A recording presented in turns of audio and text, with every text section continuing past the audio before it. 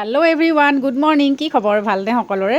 আজি ৰাতিপুৱাই ব্লগটো ষ্টাৰ্ট কৰিছোঁ। এতিয়া বাজিছে 7টা আৰু আমাৰ ছোৱালীক আজি স্কুলত যাবৰ কাৰণে থ'ব যাম এতিয়া। Ayushi new school, new dress পিন্ধি ৰেডি একদম ন? বা আজি নতুন স্কুলৰ আমাৰ আয়ুষীৰ ফাৰ্ষ্ট ডে ন? কাৰণে ধুন্দুনে কি মুখ চুখ কোলা কৰি আছে যে, কথাটো কি? হে? দুখ লাগিছে নি পুৰণা স্কুলটোলৈ? ৰাতিপুৱাই উঠিব লগা হৈছে বেচেৰিটো। আহা এইফালে। ঐ কিয়? আহা। নিউজ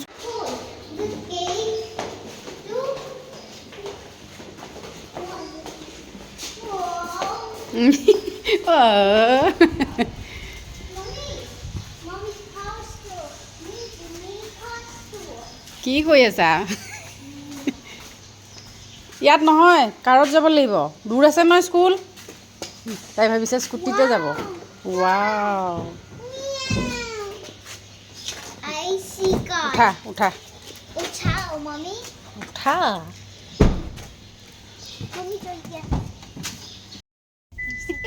ফেচ সেইটো আৰু কি? ধুনুন ভালকৈ ABCD লিখিবা দেই, তেতিয়াহে ক'ব গুড গাৰ্ল দেই।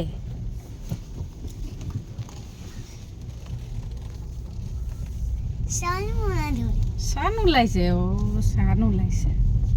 এই আমি স্কুল আহি পালোঁ। আজি যিহেতু স্কুলৰ ফাৰ্ষ্ট ডে, সেইকাৰণে সকলো আজি সোনকালে আহিছে। আহি বাহিৰতে ৰ'ব লগা হৈছে, যিহেতু ৰুম খোলা নাই। ইয়াতে থাকিব লাগিব নেকি?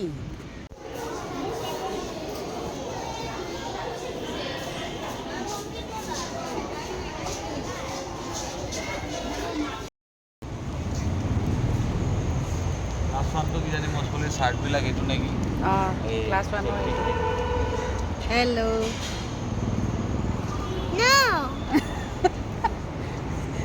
এওঁ আজি অকণমান আনইজি পাব, কিন্তু কাকো চিনি নাপায় ন ইয়াতে।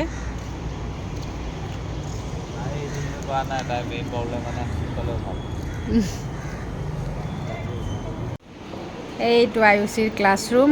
আহিছে আৰু ল'ৰা ছোৱালীবোৰ লাহে লাহে। তাইৰ মনটো বেয়া কৰি আছে অলপ। নতুন স্কুল, নতুন ৰুম দেখিছে। ল'ৰা ছোৱালীখিনিক থৈ আমাৰ পেৰেণ্টছবোৰক গোটেই চবকে আহিব দিলে তাৰ পৰা। এতিয়া ক্লাছ টিচাৰ সোমাইছে আৰু ৰুমত।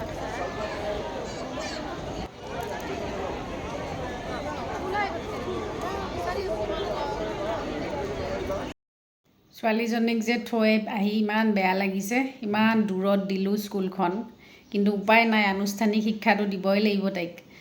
সৰু স্কুলততো আৰু ইমান ক্লাছ নাথাকে, সেইটো কাৰণে আৰু দি দিলোঁ একেবাৰে। তাই এইবাৰ UKG পালে। বহুত বেয়া লাগিছে। আমাৰ ঘৰৰ পৰা কমচে কম 7 কিলোমিটাৰমান হ'ব স্কুলখন। অহা যোৱা মানে উপায় নাই আৰু, চব তেনেকুৱাই। তেখেতো অফিচ গ'ল আৰু এতিয়া বাজিছে 11টা। সোনকালে ভাতটো বনাই লওঁ, কাৰণ যিহেতু তাইক আমি নিজে অনা নিয়া কৰিম এইকেইদিন। কাৰণ বাছত আমি মে' মাহৰ পৰাহে দিম। আজি হৈছে এপ্ৰিলৰ 22 তাৰিখ আৰু এইকেইদিন সেইকাৰণে ভাবিছোঁ আমি নিজে অনা নিয়া কৰিম। আৰু ব'লক তেতিয়াহ'লে আজি এটা তেনেই চিম্পুল ৰেচিপি লৈ আহিছোঁ আপোনালোকৰ কাৰণে। আশা কৰোঁ চাই ভাল পাব। আৰু আজি মই এখন বনাম ৰঙালাও আৰু মাছৰ চব্জি। এয়া লৈ লৈছোঁ ৰঙালাও আৰু এটা সৰু আলু কাটি দিছোঁ ইয়াতে। আৰু এয়া লৈছোঁ ভকুৱা মাছ। এতিয়া মাছখিনি প্ৰথমতে ফ্ৰাই কৰি ল'ম। মিঠাতেল গৰম কৰি মাছখিনি অকণমান ফ্ৰাই কৰি ল'ম।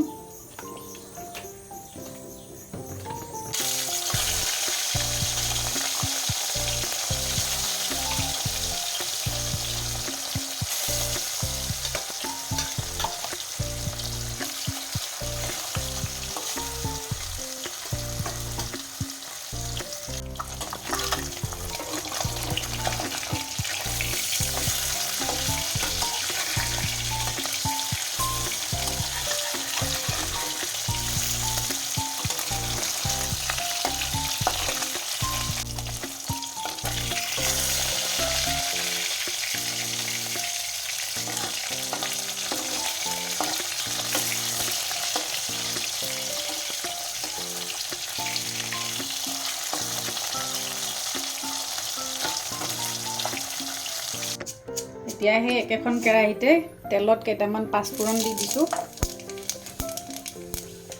আৰু এতিয়া এয়া আদা নহৰু খুন্দি লোৱা আৰু পিঁয়াজ একেলগে দি দিছোঁ। এইখিনি এতিয়া ভালদৰে ভাজি ল'ম অলপ।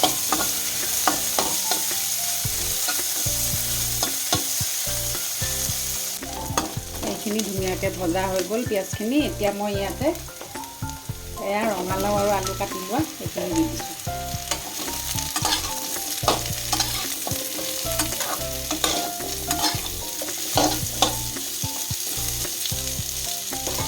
এতিয়া দিম ইয়াতে সোৱাদ অনুসৰি নিমখ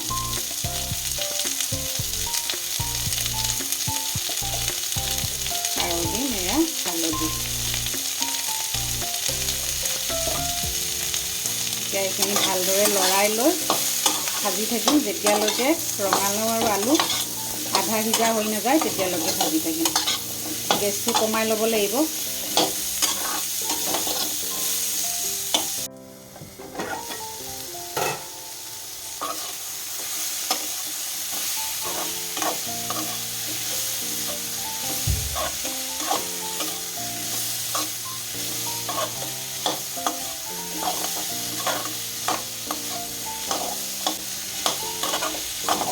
এয়া আলু আৰু ৰঙালাও ধুনীয়াকৈ ভজা হৈ গ'ল। এতিয়া মই ইয়াতে গৰম পানী দি দিম।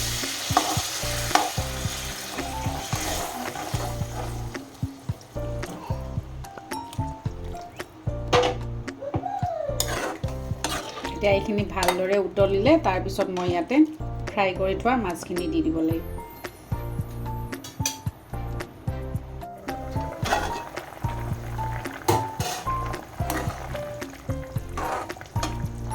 এতিয়া এইখিনি টাইমতে ইয়াতে মাছ দি দিম মই।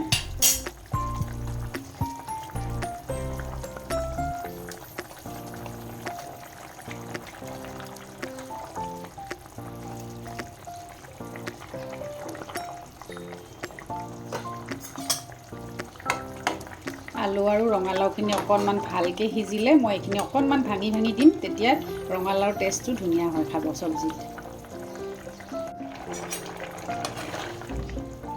এয়া আমাৰ ৰঙালাও আৰু আলু ধুনীয়াকৈ সিজিছে। মই এতিয়া এইখিনি অকণমান টুকুৰাবোৰ ভাঙি ভাঙি দিম এনেকৈ।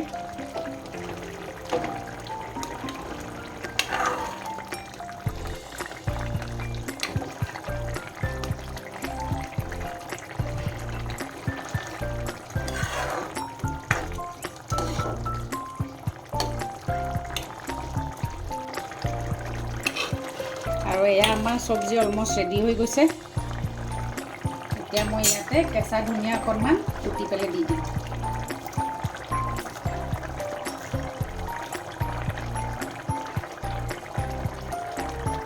আজি ভিডিঅ'টো তেতিয়াহ'লে ইয়াতে সামৰিছোঁ। সকলোকে বাই বাই।